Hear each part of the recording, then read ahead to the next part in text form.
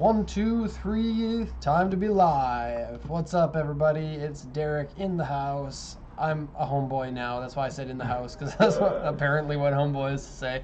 I'm a homeboy. Hope everyone's happy today. We're very happy here in Pacific Coast Auto office. Yes. Derek here. That's me. We got Mike here on the side. Mike Dennis. Yes. Hello. Mike. I'm here on the side. Mike, you have I'm a your mask side on, chick. so it might be a little bit difficult for people to hear you with the mask on. Should I take it off? You should take it all off, Mike. Oh dear. The mask is only one piece, so it's really easy to take it all off. Yeah. It's just beep. I don't know what you're thinking about. Okay, so this is our live auction picks video for you guys. Also, your Q&A. You can ask us questions if you want. If you don't want to ask questions, I don't know why you would be here. I do wonder, Hunts by Chainsaw says that it's really cold, -2. I guess that's not really that cold, but what's the temperature out there? We got 7 degrees here in Japan, which is much colder than yesterday, 17 degrees. Are you checking the weather? I'm going to check for sure. Make sure that I'm not wrong about this. What the heck? Cha-cha-cha. We got, it was 5 this morning. It is 7 now. We have not so far gotten any snow in Yokohama. Hence why most of the cars aren't that rusty here. A very small amount of snow here in the Yokohama-Tokyo area. Would you like to have a car up while you're doing the introduction? Oh yeah, why don't we start with that? That's a wonderful idea, Mike Dennis. You don't necessarily have to talk about it, but it looks funny. 1543 JU Hokkaido. And that is courtesy of the one and only Bill Cook. Oh, the Citroen? Yeah. Alright, let's have that up while we're waiting for people to come arrive. That's actually a super rad paint job on that. Yeah. On an otherwise, I don't know, stylish car? I don't think I would be able to put up with the... Does that fit Post Malone's Candy Paint song? What's Post Malone's Candy Paint song? Can you sing it, Mike? It's just like candy paint with the...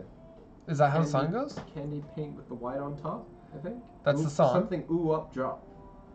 Oh. Yeah. No, if you're going to sing and you're going to do it live on YouTube, you need to go all in, Mike, and get that mask off your face, Mr. Influenza. Yeah, so last week Mike was sick with the flu, and I sent him home using my managerial powers. It's really cool. You go, get out of here. Get the F out of here, and then they leave. It's weird. You're done, Tiberius. Go. Yeah, so 60 degrees in Florida, I don't know what that means, Mr. Nippon Imports. 60 degrees is weird. Literally everybody in the world doesn't understand Fahrenheit, so you're going to have to convert that for us.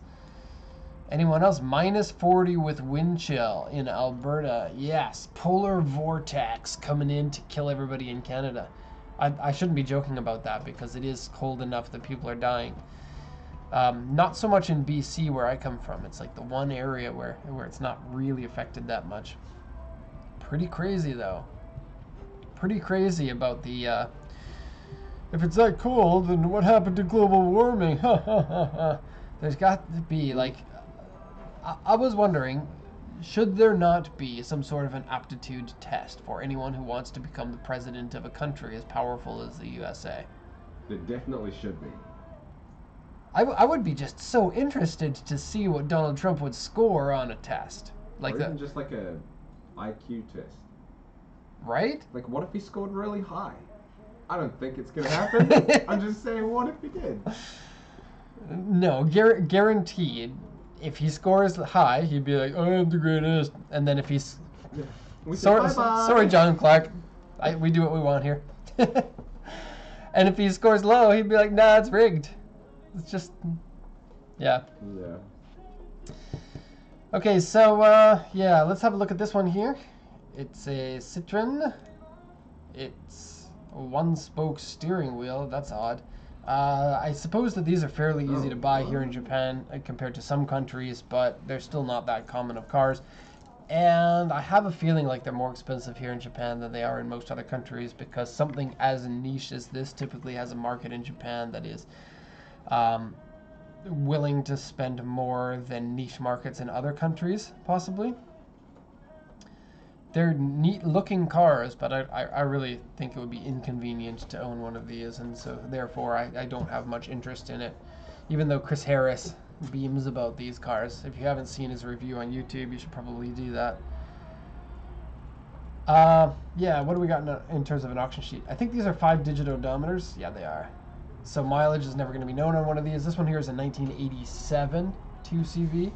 Auction rate R because it's been in an accident, and that's something of a serious thing because these vehicles are structurally about as strong as like a sheet of aluminum.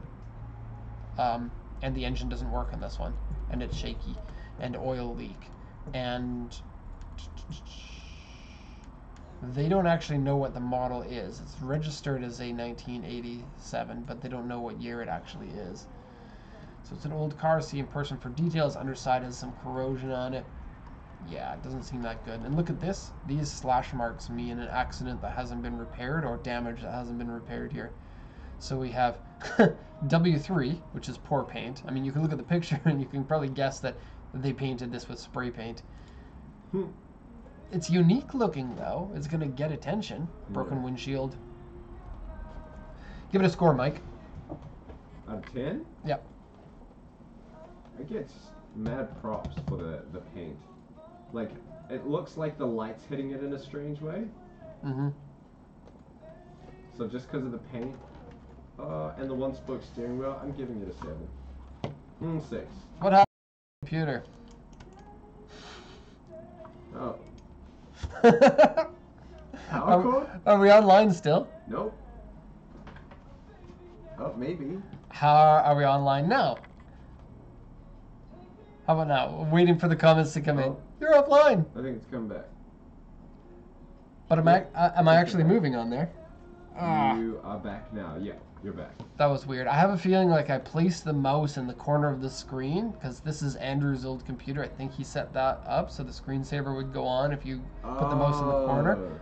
Did you ever have like computers in school that were like that? No. Because all the computers that we had at school were Macs with like a screen this big, like the world's first color screen. It was super funny. And then if you wanted the screensaver, you would put the mouse in the corner at the bottom, and then the teacher was like, you always have to put the screensaver on when you are done using the computer because that's what they were told to tell everyone. Probably. And then Andrew just did it because he listens very well. I don't know.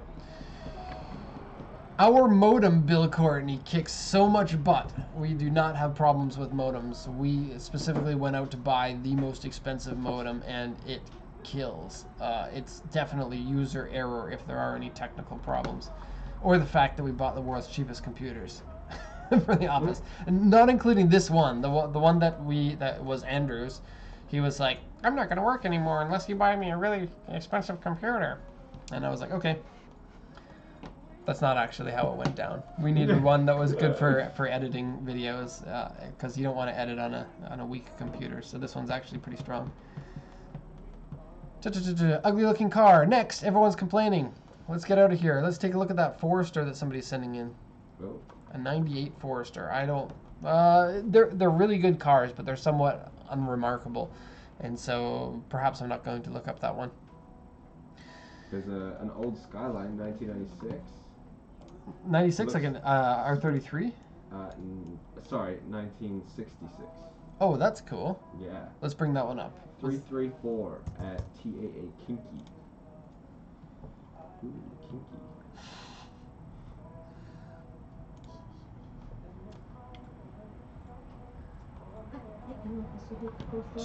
We did a video why Andrew left, so you can go and view that if you want. There was some sort of a family emergency with him, and then he decided to move back to the USA. Yeah. So, old Skyline. That's cool. It's really, really beautiful looking. Look at how bright and nice that chrome is, and the paint looks to be in good condition. You can't really tell the condition of paint looking at a picture of it like this, but it seems like a car that is this old with that bright of chrome probably has really good looking paint, and then that would be a repaint too. We need to find a way to stop FaceTime from showing Andrew's email address. Can Would that be dragged like? No. I don't even know. Just put your hand and cover. Why on is the screen. FaceTime even coming on? What is going on? Maybe I should log into my account with the iMessage. That's the problem with Apple computers. They always want to keep tabs on you. Okay, so good looking on the front. Obviously good looking on the rear. This one here, let's see, a DX model. So it is not the sports one. What's the sports one called, Mike? What's that? You should know because you're having to deal with that. Oh, the Prince. The S54B.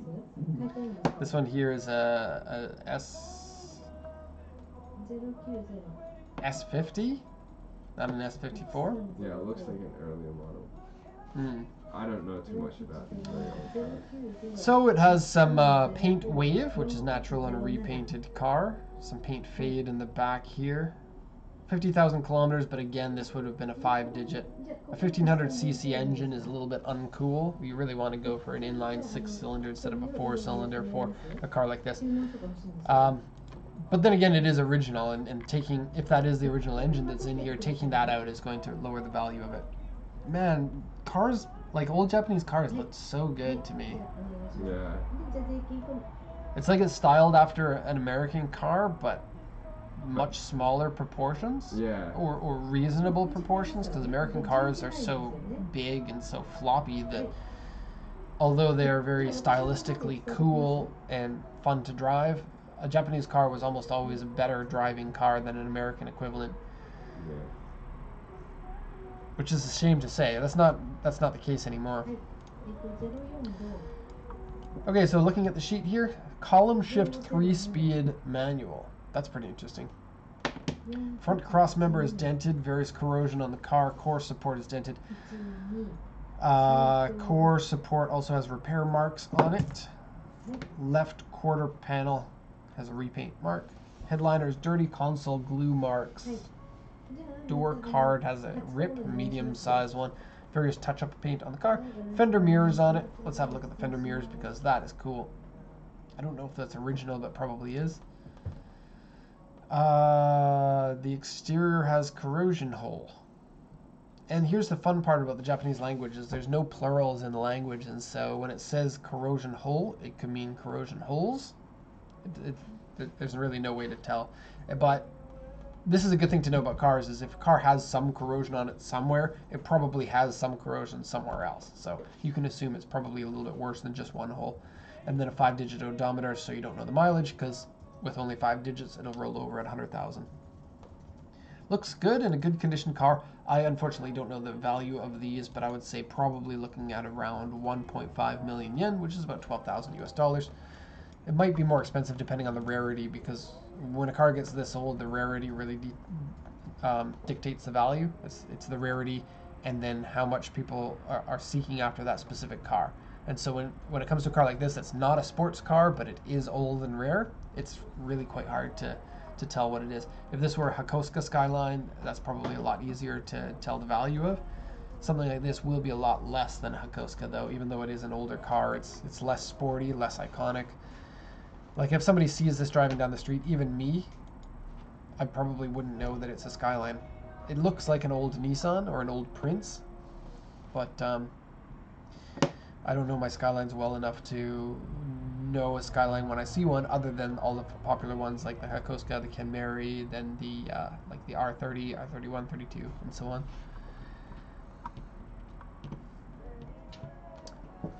Oh, So what are we gonna do next? Would you like a question? Mm-hmm. Yes, please. Any R33 coupes, sedans? Oh, he did say automatic or manual for under 7,000 US. Landed? Yeah, it looks like it. Oh, how much would you need to buy the car for it to land at $7,000? You probably have to be buying it at like maximum 400,000, I would say. 450,000 yen or 4,000 US. 400 to 450. 400 to 450. Yeah. For an R33.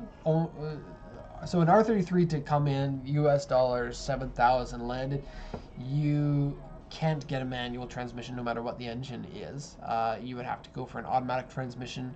You may be able to get an automatic turbo, but that would be pushing it.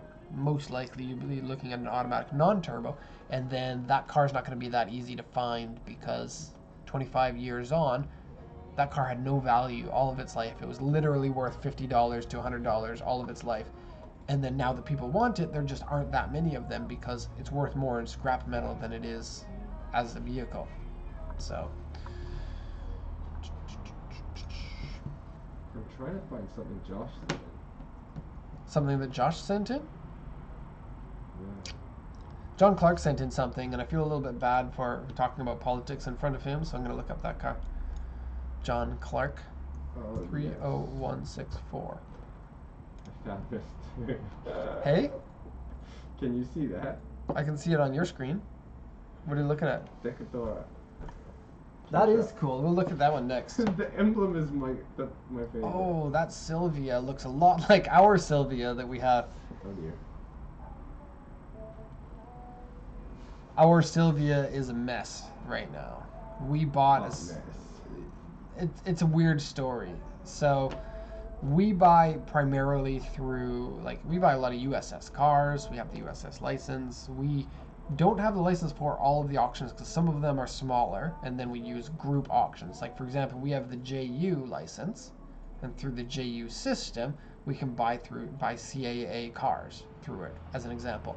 And so we were using the JU Live system, the beep, beep, beep, beep, beep, bid yourself kind of thing, for a car that wasn't a JU car last week. And then JU auctions didn't get word of an auction sheet change that the original auction had done. And had we been bidding through the original auction, we would have seen that.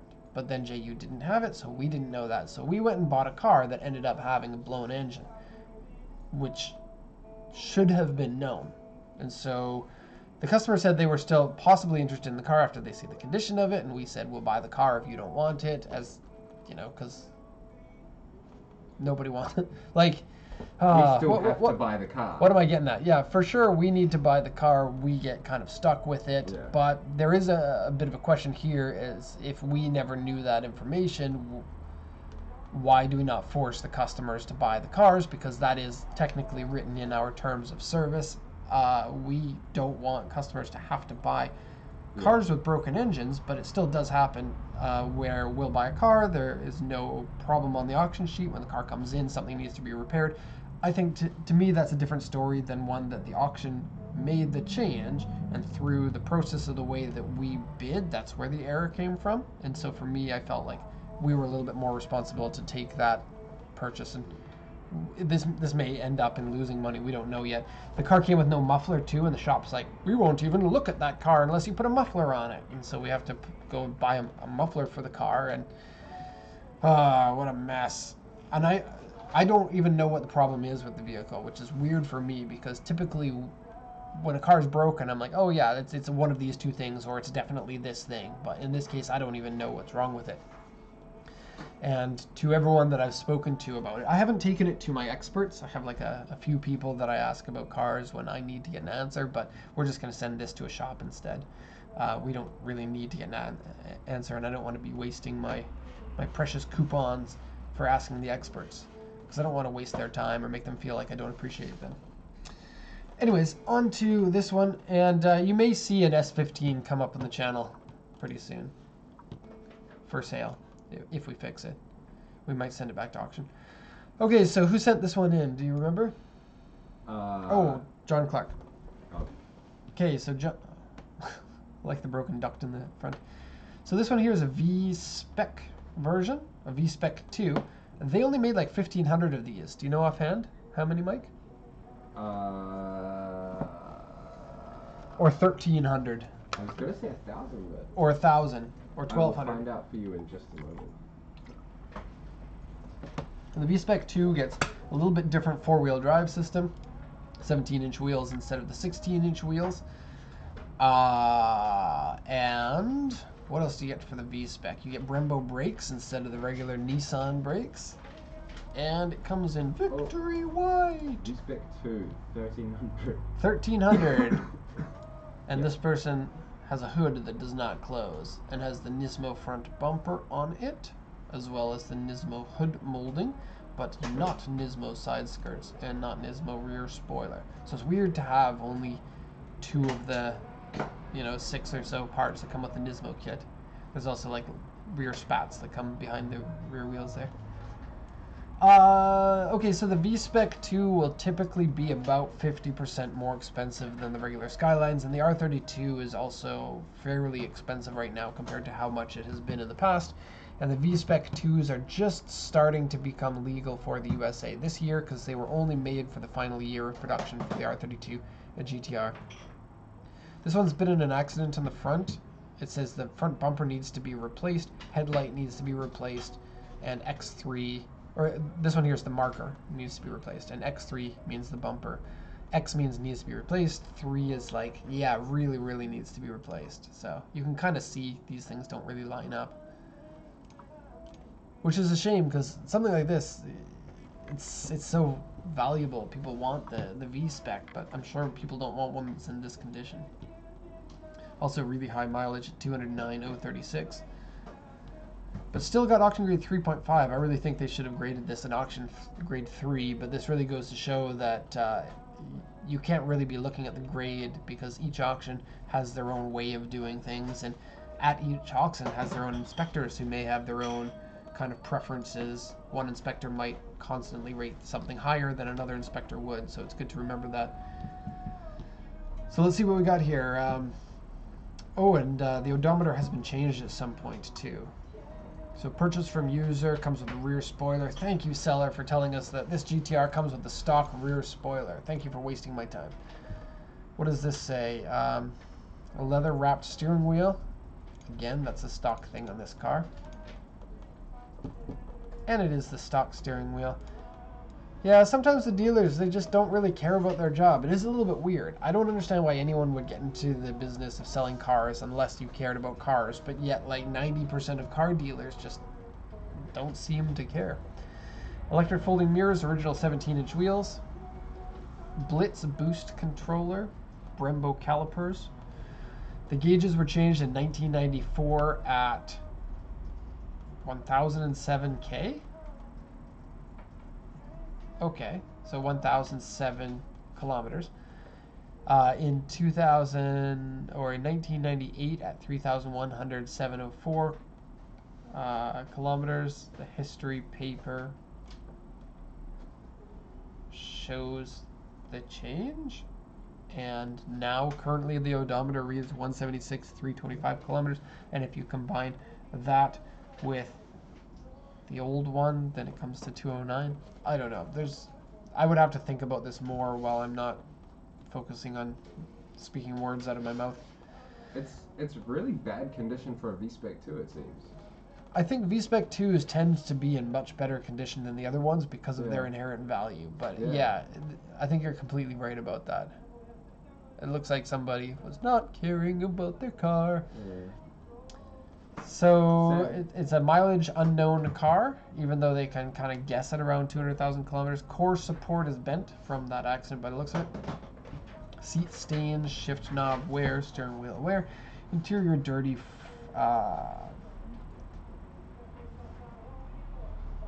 Front area. I can't read one of the letters there. I suspect it means it's been hit. Yachts. Exterior has several scratches on it, engine oil leak, and several aftermarket parts on the car. The body, other than the front, the body looks good. Look, there's really no damage anywhere on the body except for on the front section here. So at the right price, every car at the right price would be good, but I have a feeling like this will go for too much. I suspect this is going to be a 2.5 million yen car, and you'd probably have to put like maybe $3,000 into it to fix what is broken there. Maybe less, I don't know. V-Spec IIs, we rarely sell them. We've maybe sold like 1 or 2 of them. And then the V-Spec I is just as rare as well.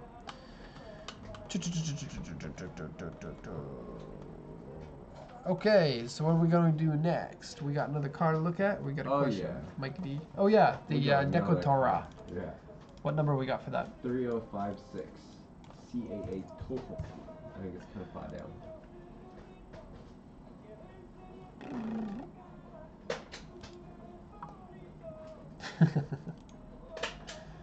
Love the seat covers.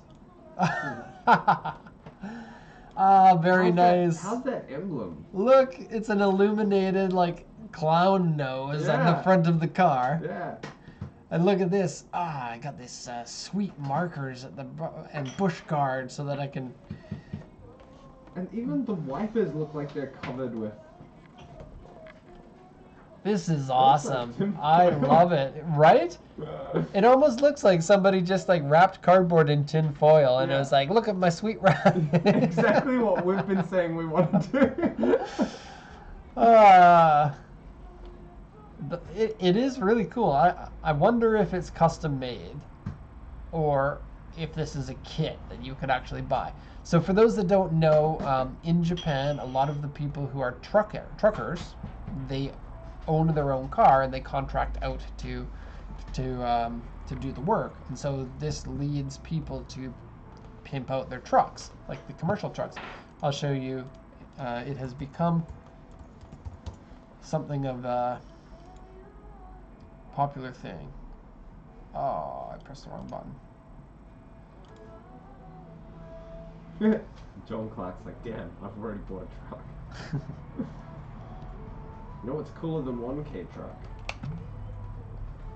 Another K truck with cardboard body kit. I don't know where there it is. So this is an example of what I'm talking about. This is a very highly modified one, but it's very popular for them to have giant bumpers, these big mirrors with the front eyebrow thing, and then lots and lots of lights, so that like they'll park in a parking lot with their other Decotora buddies, and they'll do a light show, and all the lights will flash and do all this crazy stuff. I don't know what this thing is, but I've seen it on a number of them. It looks sort of like a jet. I wonder if it makes some sort of a sound when you drive, like a whistling sound. I don't know. I've never seen that before. This one has something similar to it. In fact, this one looks cooler to me. It's so bizarre because it's like, these are work trucks, right? And so they should be, like, to fit their purpose, they should be work related and everything like that. But they're like, nope. I can look like a boss while I'm working. Right? I wonder if they like go deliver their cargo, and then the person's like, I thought I had a same delivery guy, but you look pretty crazy, and I'm gonna cancel this contract. I wonder if anyone's actually lost a contract, because I could totally see somebody going, this style makes me think of Yakuza, and I don't want to have Yakuza working for me, even if that's not the case. Yeah. The image that it portrays. Or do you think people just are like, oh sweet, I'm getting my delivery with this awesome jet turbine cardboard body kit monstrosity? It is pretty crazy. But looks like whoever owned this K car here, they only got halfway with their Decotora madness. But they have some sort of a kind of underguard here. I do like this. And it's very common to have this kind of like aluminum sheeting that has like flowers etched into it. It looks like this is a wrap that has been put onto basically cardboard or just sheet metal. But it's very common to have that, like the detailing in here. You can kind of see it actually. Look, it's a dump truck. No way. Yeah, look at the top. It even has like amusement park style lights at the top, which would definitely hurt the use of this, because typically this type of dump truck would be used for like hauling sand that is loaded in from the top from an excavator or something.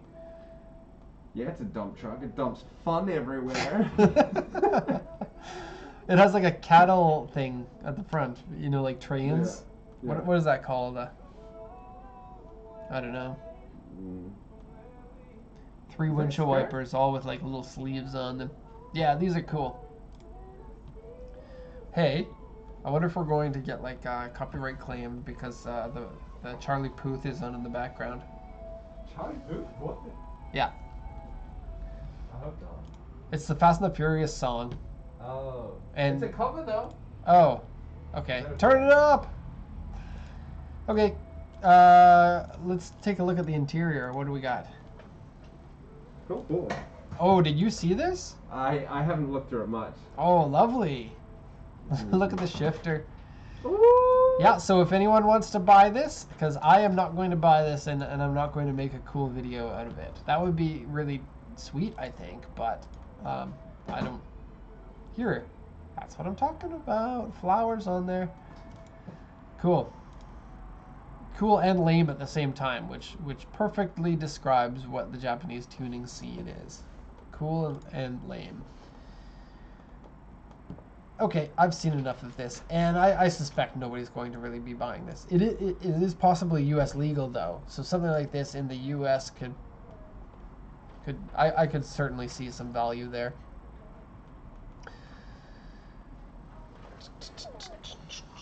Moose catcher in Canada. Moose catcher. This one should have one of those bumpers. I'm actually a little bit ashamed that it doesn't. But if you put that bumper on, you're no longer able to get the K car registration because the vehicle would be too big. These are exactly the size that you need for the K car license plate, which is yellow. Okay, give me something else to look at, Mike. Or talk about. Look at all these great cars that you can bid on. All you need is an account, a purchasing account. Four-wheel drive Honda Civic. Yeah, four-wheel drive Civics are cool. Is it a good one? Daihatsu Mira. No, it's got corrosion.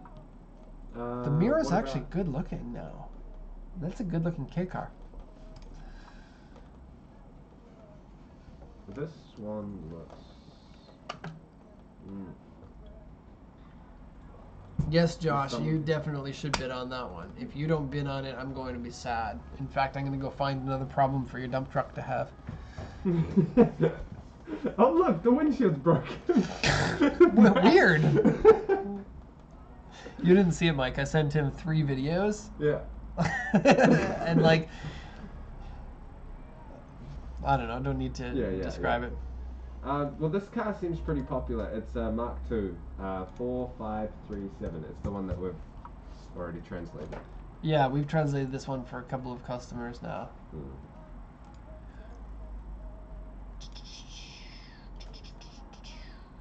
All right. Ooh, I like the side panel view. That's nice. Okay, so the JZX90, it's close to a perfect car, and the only reason I say that is because the JZX100 to me is a better car, but I can certainly see why somebody might like the styling of the 90 series more than the 100 series. This one has the big drift style body kit, front and rear. Oddly doesn't have side skirts, so it looks a little bit naked, but really good body lines on this that I feel like most people, including myself, didn't really appreciate until the car became a little bit older, so it started to grow into its looks a little bit. It's very 90s looking, but it's not the looks of the car that really do it for people. It's the fact that it comes with the twin turbo version of the 1J engine, the inline 6-cylinder, 280 horsepower, possibly one of the best engines out there. A lot of people are like, the 2J is the best engine, the 2J is the best engine. To me, I feel like the 1J is just a better engine.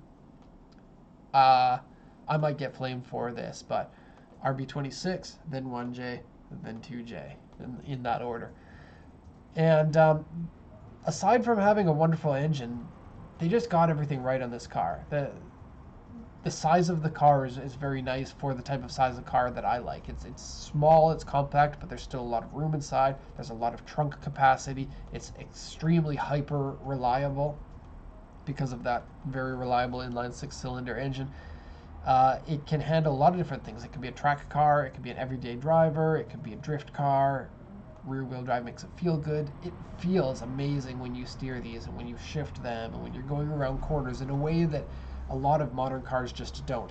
And I think, I've been thinking about this for a bit, I have a feeling like a lot of the fun that you get out of a chassis in a car can't be had anymore because cars get faster and safer when they have stronger chassis. But a little bit of flex in the chassis, which you got in a lot of 90s cars, actually leads to a vehicle that feels better when you drive it, even though it doesn't perform as high as a current modern chassis does. I'm not sure if this is true. This is just kind of the way that I feel, having driven, quite a few different cars. But the charm of a 90s car, you just don't see that anymore. And this is one of the cars that has the most amount of that charm. And if you haven't had a chance to drive one, you absolutely should. They're getting pretty expensive. This one is a manual transmission swap from original automatic. And there are a lot of those because the automatic ones for a very long time were really cheap. And the manuals were very rare, but much more sought after in the aftermarket, like 10 years after they started being built. This one's a 93, has the twin turbo engine. You can get these without the turbo engine too if you want, but not very many people want that. The Tourer V is the one that you want for the turbos. Auction grade 3, interior B, 90,126 kilometers means it has a lot more life left in it. And aftermarket support continues to be strong for these, and for that reason they're easy to maintain and keep on the road for long term, if that's what you're looking for. I mean, that's what most people are looking for when they buy a car. Unless you buy a Volkswagen, in which case they're like, nah, I don't care about reliability. It's cool. I'm firmly in that camp, by the way. So aftermarket wheels, toll collection box lowered, car, aftermarket Navi, TV with digital tuner, original automatic swapped to manual, aftermarket air filter and intercooler. You can see the intercooler there. I would be a little bit worried about how low this front bumper is, because it's enough of an overhang there that you would get into trouble on a fairly regular basis. End panel dented, left step has large dent. That's like it was jacked up in the wrong place, right here. 30 scratches and dents. Looks like the condition of the car is quite good. Front bumper's cracked because it was too low, but a cracked front bumper is kind of part of the style of one of these cars too. So. Oh, that's cool. What are you looking at? Found a Suzuki Cervo. Oh, can I see? Well, I didn't find it. Bill Courtney sent it in. Oh yeah, we'll look at that one next. Okay. I love that kind of car. Yeah. Okay, so price-wise, I'm sure that this one is going to be close to $1,000,000 yen, if not over. It's hard to find one of these with this low of mileage in a style that looks like this, which is maybe the most appealing style, is the modified one. With the nice wheels, the body kit on it. You can fabricate some side skirts if you need to, or you can even, like if you bought it from us, we could send it to a shop and then put some side skirts on for you if you want. Oh, Josh. Naoko, Josh sent you money. Lunch for Naoko. Wow, thank you. Really, I'll actually hand you that money. Josh is paying for your lunch, Naoko. Wow, thank you very But, much. but only if you buy the Century for him. Oh, Century is difficult. I called this morning again, but he's not available. Yeah. Like so many of the dealers here in Japan, they don't want to deal with exporters because they can't scam us as easily as regular customers. We want to scam you. We don't want that. Oh, I had a question for you as well, but I've lost it now. Oh, I like how the license plate says 90 on it. That's a custom plate, because usually they have 4 numbers, and if it has only 2, that's custom. That's super cool. JZX90, one of the best cars. Unfortunately, there are a lot of them that are in pretty poor condition nowadays. Someone did ask, they're going to come to Tokyo and they want to visit us. It's something we get asked fairly often if you wanted to. Yeah, if you want to come to Japan and meet us. Nice beard, Derek. Thank you. My wife completely disagrees. In fact, she accused me of having a beard to manipulate her because she knows that I know that she doesn't like the beard. She's like, that's not nice that you're having the beard. You're trying to get something out of me, aren't you? Love and affection. Dear. Okay, so can you come to Japan and meet us? It depends. Hey Mike, thanks for sending me the money, which is funny because I'm right about to send you some money. And if you're going to send me money, especially if you're a personal friend of mine, you should send it through a format that YouTube doesn't take any of the money away. 40% of it goes to YouTube if you send money like that. But I still very much appreciate it. Thank you, Mike. I'll give you a kiss. Ooh. Not gay. No. But if it was, that wouldn't be a problem. You have to be. You have to be careful what you talk about these days, especially when you're live recording. Everyone's going to have a copy of that. Chances are, if we were a bigger company, somebody would try to, get PR points by slamming us, or that's how it works. But I usually don't care about that. Coming to visit Japan. Yeah. Right. So why isn't this pointed right? You can come and visit us in Japan if you want to be a customer of ours and you want to feel comfortable with meeting in person before you actually decide to sign up. I'd say a reasonable amount of people do that, considering it costs a lot of money to come to Japan, and that's money you could be spending toward the purchase price of a car. But if that's not a concern of yours, then sure, come and visit us. We have a Nintendo Switch, and you can play Mario Kart against us. I haven't actually played anybody in Mario Kart yet of our customers. We did ask this one guy, but we didn't have enough controllers for everybody, so we passed on it. That said, we don't really want to open the doors for people to visit us as just something to do when you come to Japan, because we're going to be busy selling cars to people, and those people are going to get priority over people that just want to come visit. There was a time when we would meet everybody, but that's just not something that I want to accept anymore, considering how busy we are. And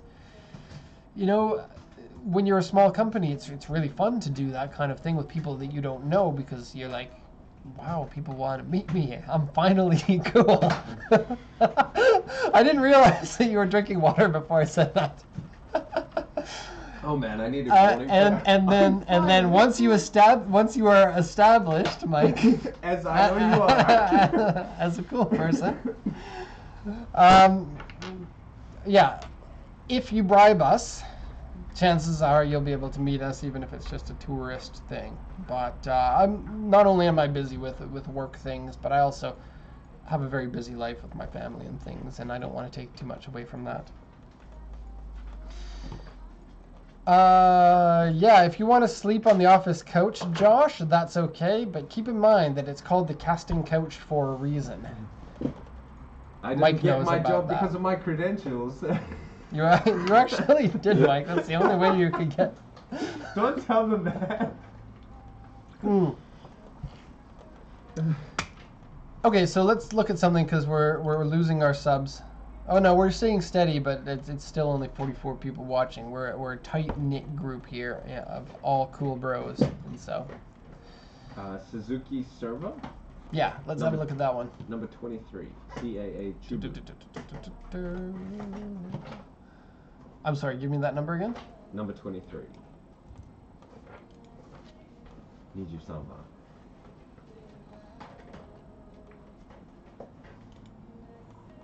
Is it this one? Red one? Yeah. Yeah. Oh. It's a 96 though. Yeah, I was going to say this is a Flavian special, except it being a 96, it would be too hard to sell.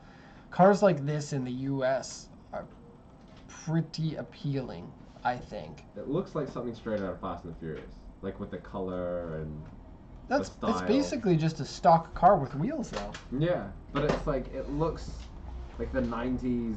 I don't know, to me I do very much like the looks of this. I love hood scoops, especially on small cars, and especially when the hood scoops are effective, because if you grew up in the 90s like I did, there was a lot of people tuning cars with hood scoops, and the hood scoops were useless because they weren't, like, a hood vent is different because that's expelling the heat out of your engine room, but hood scoop only has one purpose, and that's to cool some sort of thing, either an oil cooler, transmission cooler, intercooler, something like that. And people would put them on their cars for basically no reason, and it got so bad that manufacturers even did it, like Toyota and Mustang did it. Toyota did it with its trucks, and so small car with the scoop, when it's actually functional, to me is quite appealing, I think. Is this a two-wheel drive or four-wheel drive? Did you look that up? Four-wheel drive. Oh, even better. Sure. Oh, I wish we had this car instead of the Impreza for the ice racing day. Speaking about the ice driving day, Flavian. That we're gonna pick up that car today from the shop. We have new coilovers on it, and we have fixed the license plate issue. A shop has, and what else did we do? Is that it? Oh, replaced the wheels and the tires. And so we're going to this week record some cool videos. We got Mike, who's in the chat right now, who's going to be doing the editing for us for that. We're going to try to get some glamour shots, have it look a little bit something like the regular YouTube car bros that, you know, here's a car, it's beautiful, here's some cool techno music, here's some cool angles, and then all the 14-year-old boys want to watch the videos. And me.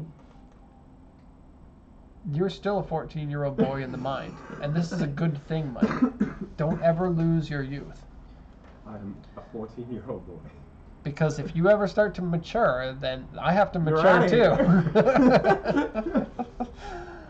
Let's take a look at the condition of this one. Oh, I just love it. It's such a cool looking car. And then, so this one would have the F6A engine in it, which is a very easy car to get more power out of.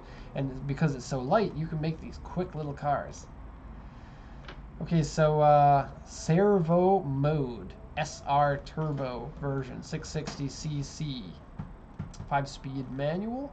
Mileage is unknown, likely because, they don't say why, but probably 5-digit odometer.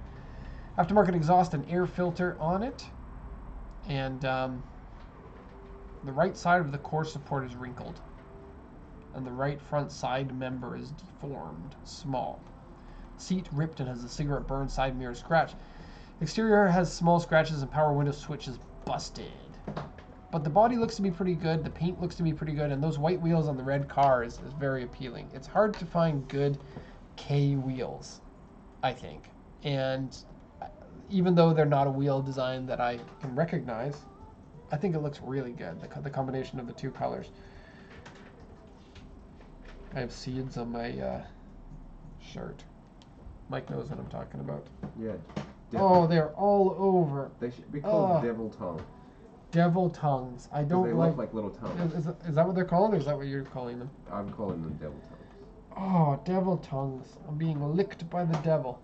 Wait a second. I was told not to talk about politics. Can I talk about religion? Have I gone overboard? Are we in big trouble now? No. Okay, price-wise, because it's... Is it off? Yeah. Or at least buffering? I don't know. Yeah. Did the stream die? It died. I have a green light, so I don't know if we're back yet or if we're not back yet. It really is a shame that things are so difficult to get consistent on the technical side of things. That wasn't a kick, if anyone can actually see me. Can you see me? You're back. Yeah. Woo! Just dropped out for a We're little back! bit. It is not rest in peace, even though this seems to be a reoccurring thing. I'm going to find out what exactly it is. It might be like a RAM problem with background running programs, and if that's the case, I can just shut down a bunch of stuff. Anyways, the price of this, because it's not US legal yet, the price of these is relatively cheap. You're looking at maybe 200,000 to 300,000 yen, I would suspect. Once something like this becomes US legal, you'd be maybe increasing about 30 to 50% more, because people in the US are always looking for something interesting to import that other people don't have. And if you buy one of these, you could very well be the only person in the US who has that one. Okay, it's good. Good pick there. What else do we got? You want a Toyota IQ? This is a Scion in the US. These are weird cars. It's a 3-seater. That's all I'm going to show you about that.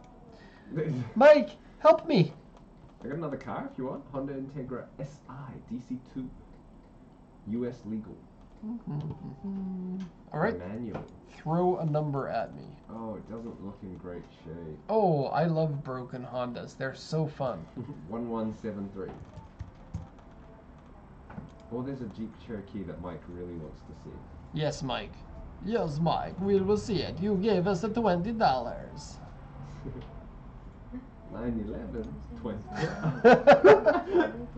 Oh no, that's That's a way to get kicked off of yeah. YouTube there. Okay, so this one's a Zenki edition. Here in Japan, we got the 4 headlights on the Zenki, which is the early model. And then the late model in the US is different looking front end from the late model in Japan. They have a 1-bar style headlight, which is actually more like the Integras, because the first generation, second generation Integras both use the bar style headlights. Kind of did for this the 3rd generation, and then the 4th generation is kind of a mix between the two, the RSX as it's called, but it's an Integra here in Japan. I don't see why anyone would not like the Integra. They're a fantastic package car. They feel great to drive. They're super reliable. They're, I think, good looking, especially in that classic 90s look nowadays. I do very much like the this line here. I've always liked that. What do you think about Integras, Mike? I like them. The I don't want This to is be, the end of my observation. I I like want to them. be Hey, Mike, look. one of the Type R's for sure. I like them, or I don't like them. I don't like them. I don't like them. How about this one? I like them. And this one. I like it. Do they make a coupe version of that? Of this? Yeah. I I've don't. seen some really Maybe weird they looking ones do. driving around, and I'm like, I what don't is know. that? K cars are all weird looking to me. Okay, so an Integra from Japan. This is the SI version. What are we going to talk about here? So the SI, it's a 1.8 liter engine. It is not the Type R. I think you get 180 horsepower out of this, and then the Type R is 220 or 200.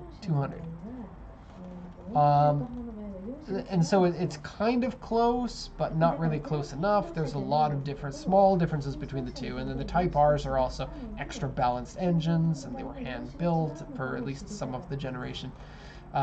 So there's a big price difference between the Type R and then a generation like this. But I think you can typically get something like this for a really good deal if you're looking for an Integra and you don't have enough money for a Type R, because Type Rs still command huge money, especially for the amount of power. Like most 200 horsepower cars are not pulling in $1 million to $1.5 million yen. So 10,000, 15,000, even 20,000 US dollars for the Type Rs of the DC2s. Condition wise, let's go take a look at the interior. I like the interior, but it's simple and it's cheap. That's not necessarily why I like it, but it's good. Hondas are good. I drive a Honda. Yes. I have other things I want to say, but I'm going to hold my tongue because it is a secret. And I've told Mike in the chat, so if you want to try to get it out of Mike in the chat, then please go ahead and try. Something to do with Hondas. That's all you get to know. This is a 1993. This one would be legal to the USA, so that's pretty cool. It looks like we got a big dent in the side over here, big dent over here, medium dent, medium dent, medium dent, scratched, dented, scratched, bad paint, even badder paint. Yeah, it's a fixer-upper, and because it's US legal and has low mileage, you're probably gonna overpay for this, right, Mike? Yeah. You got a guess on the price? I wouldn't say over less than 150. Really? Yeah, for me. Oh, I'm sitting between 300 and 400 for this. Oh, really? Yeah, I think someone's going to overpay a lot. I think it might be worth about 150, but I have a feeling like somebody's going to overpay it because it's not every day that this generation, the Integra, comes up. And then particularly people who love Hondas really like JDM stuff, because in the tuning scene they always had a lot of people wanting the authentic JDM parts, Mugen parts and spoon parts and that sort of thing. And so there's a lot of desire and easy to sell something like this. Especially this will come in fairly cheap in the US. You'll have room to move on it because some people don't know what they're getting into, and they'll look at a car with body damage and go, yeah, but it's the only way I can get into a JDM Integra, and I really want a JDM Integra, and I'll take care of the body after, and that never happens, but at least, you know, it's a fairly easy type of car to sell. It does fit the bill for a lot of people that ask us, I want a manual two-door Japanese sports car. So in that respect, yeah. Okay, so damage, we got right front inner panel is bent, headliner is ripped, which is a weird thing. How do you rip a headliner? Oh, I know. You had the 90s spiked up hair. Oh. And then you go over a bump and whoops. Just pumped a hole in my headliner. Steering wheel wear. Interior dirty. Oh, I got a little bit of a story. So, numerous times I've been on I've been on live streaming here, and people have been making fun of my 90s hair because it never changes. And then people nowadays have such cool hair, and so I was looking at pictures of people with cool hair, and because it's long and stupid looking, and I want to see if I can do something about it, I was in the mirror at my house styling my hair, the same way that like a 12 to 14-year-old typically does. And I literally haven't done that since I was 12 to 14 years old. And I wanted to see if I could pull off like a fully slicked back, like this kind of hairstyle. Like all the powerful people in the movies all tend to have that kind of hairstyle. That's more like an evil thing, isn't it? Right? And that's what I'm going for. Oh, okay. Well, just not so much evil, but the chance of evil. Yeah. like that person has slick back hair, so I better watch myself around him. Oh, the unknown kind of, might be a badass. Maybe. Like Jared Kushner hair. Don't know who that is, but... Is Donald Trump's son-in-law. Politics! F word! And so I did that, and I got laughed at so hard by everyone in my family. Even my 3-year-old was like, that is funny! And so today we are not doing the slicked back hair, and I don't even know how to do it properly because I put hair gel in, but then it started like coming out and like pieces were sticking up. It was very uncool. Anyways, back to the Integra here. Touch up paint on the car side mirror has paint peeling on it and coming off. Various scratches on the exterior. Console has glue marks, like something was glued onto the console and then taken off, and then there's that hard glue that is left as a residue. Dashboard glue marks on it. Interior liner scratched. Winter tires on it and aftermarket wheels. Yeah, okay. So you said 150. I think it'll go for 300 to 400, which I think is a bad deal. So you probably shouldn't go for this car. It looks like it's going to be in rough shape. But it's a JDM Integra.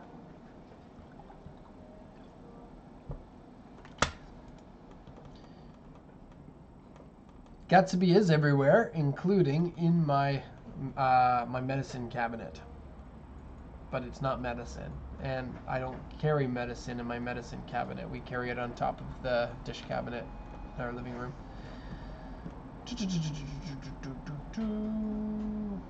That's a difficult question to answer. Someone was asking, what if we have 2 customers with bidding on the same car? Okay, I'll mention about that in a second. I do want to comment about Mike here. He says, men over 30 talking about his hair. You realize most men your age are bald, right? It's starting. That was the first thing. After my wife stopped laughing about my hair, the first thing is like, you've got receding hairline now. And I'm not ashamed of it. I'll be receding. Look.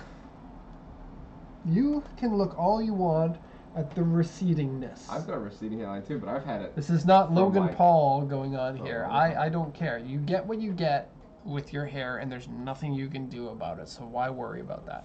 And a mohawk would be sweet, John Clark. Very sweet. But I don't think that I would be able to handle it. I would feel... I used to try. Especially with the long sides too, because you would have to get everything in there. That would be intense. Maybe we can do that for next Thursday. Maybe we can set up like a what is that? A GoFundMe or something? Fund Derek's mohawk. Yeah, if it gets over a certain amount, then I have a mohawk permanently for the rest of my life. That's not a GoFundMe, that's a Bribe Me. Yeah, go bribe me. They're absolutely should. You're full of good ideas, Mike. Go bribe me. It can be like Fiverr, except crowdsourced instead of a single person. Yeah. And then PewDiePie can get in trouble again by using that service. Yeah. Bribe me to do something. Okay, so you had a question there about what happens when 2 people bid on the same car. Yeah. That That happens makes sense. semi-frequently. In fact, I think our record is 5 people bidding on the same car, and that's happened a number of times. And so we have a very strict policy about when one customer is bidding on a car, we'll never mention that to another customer, because we don't want to ever be accused nor fall into the trap of favoring one customer over another. And so if you're a smaller customer worried that we're going to give preference to our bigger exporters, the fact of the matter is you have just as much chance of winning any car compared to any one of our customers, no matter what our history is with them. When you're bidding against us, like we're bidding on an inventory car, typically we'll give you the car no matter what, even if our bid is higher than your bid. As long as it's sold for within your budget, we can go find other inventory cars, so we're not too worried about that.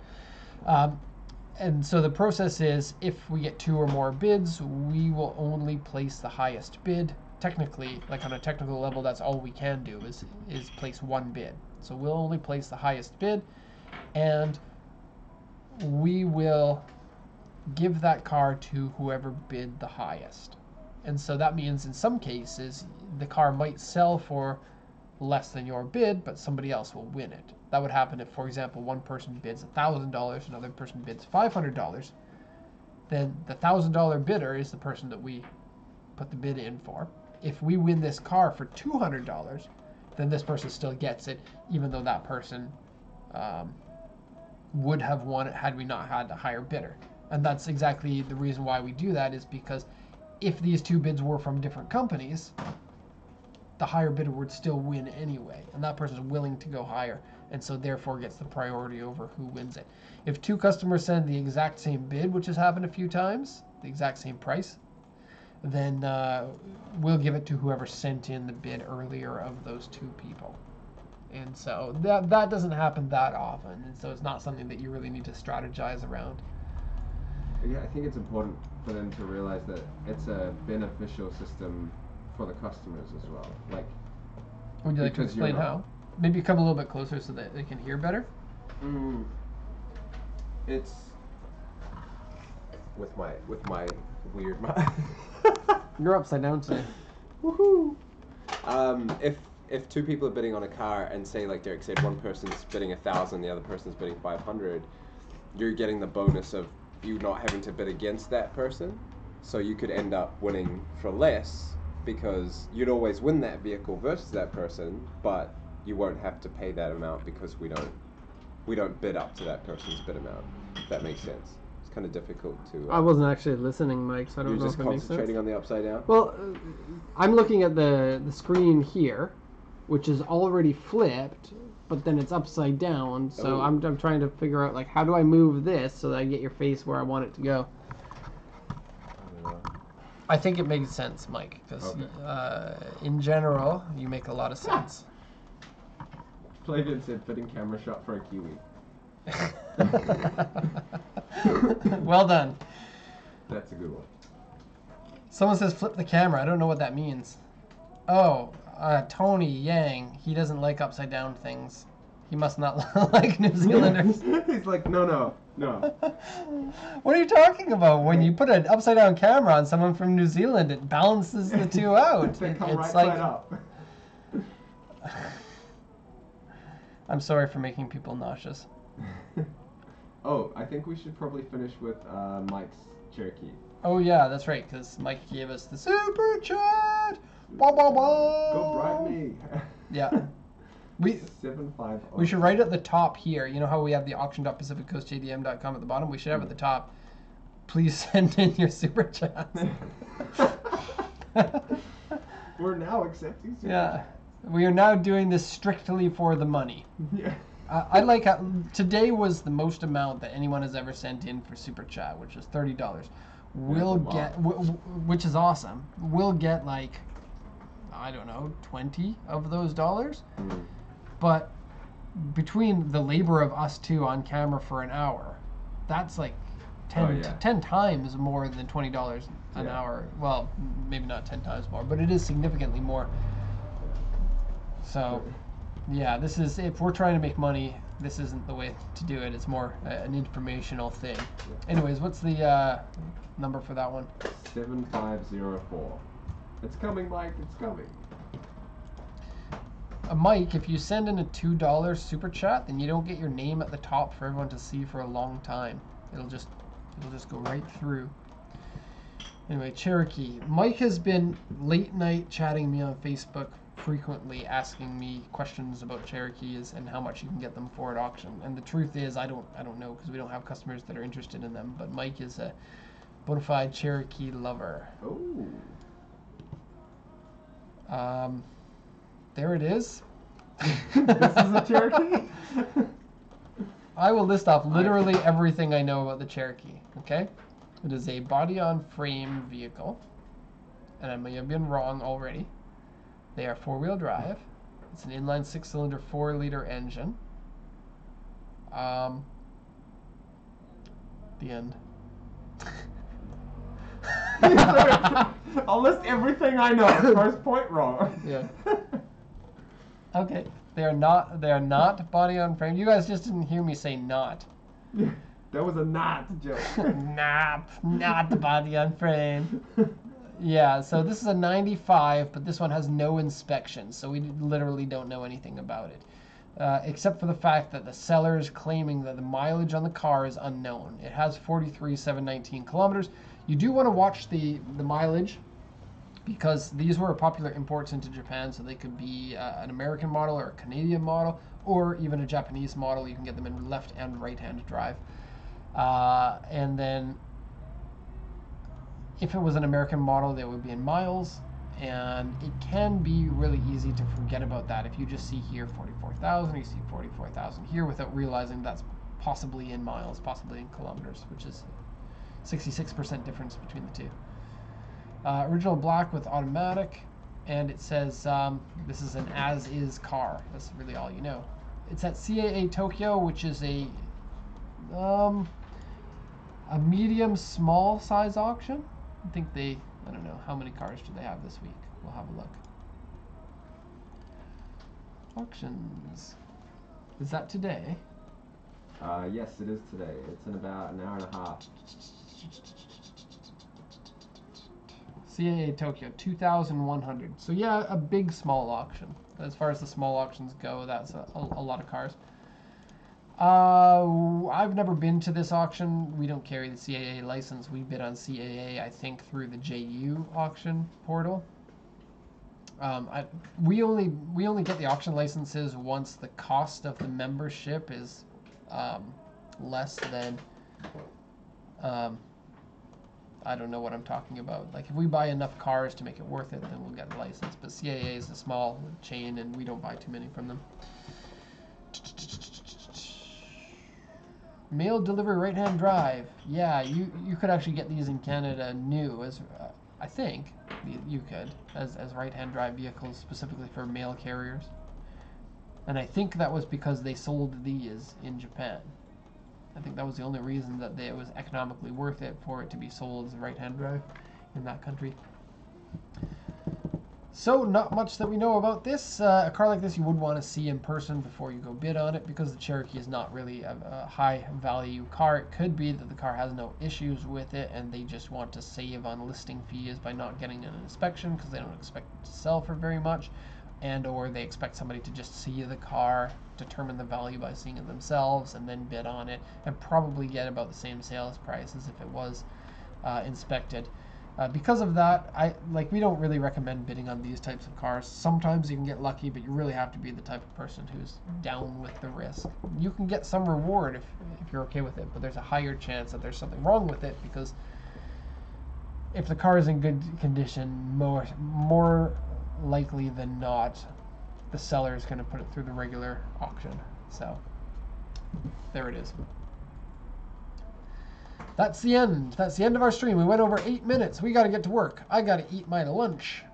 It is now 12 o'clock lunchtime. Goodbye, everybody. Thank you for coming and joining us. Before you do that, just to Mike saying he still wants to bid if the engine's okay, we have no idea of knowing. So you're buying like completely sight unseen, no information about the car, might not start. Typically, if the engine doesn't run, it would say that on here, but not always. Yeah. And so because you don't know, I don't know. Cherokees don't seem like hard vehicles to buy if you really want to buy one from Japan. And so Sorry to. if it's a rare car, if it's a hard car to buy, you might want to buy something like this just because it might be all you can find. This is exactly how we bought my Honda City, because they very rarely come up for auction. I took a chance on buying one that had no inspection. But Cherokees, they go through often enough that I don't think you need to worry about that. Anyways, we're all done now. Thank you, everybody. Thank you, Mike and Josh, both of you guys, for sending in the super chats. We highly appreciate that. We got our highest super chat ever from Mike. It was $20 Canadian, which is still more than the $10 US at current exchange rates that Josh sent in. And so Mike wins for the day.